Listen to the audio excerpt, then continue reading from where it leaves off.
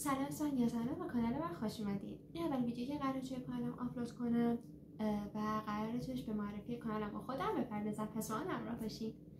من این کارو درست کردم به خاطر اینکه یه سری سوال بود توی انتخاب رشته‌ام که همیشه توی ذهنم بود و حس می‌کردم که هر چقدر با اینکه صحبت می‌کنم و یا مثلا توی کانال سرچ می‌کنم توی یوتیوب و هر جای دیگه نمیتونم جواب سوالمو دقیقاً اونطور که میخوام پیدا بکنم.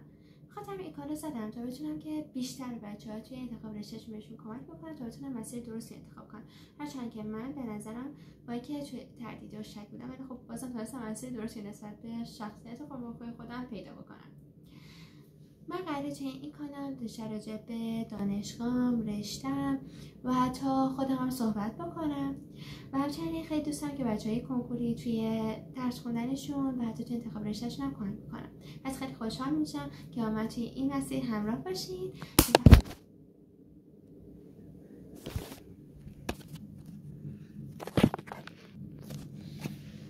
آخرش دیگه دوربینه افتاد.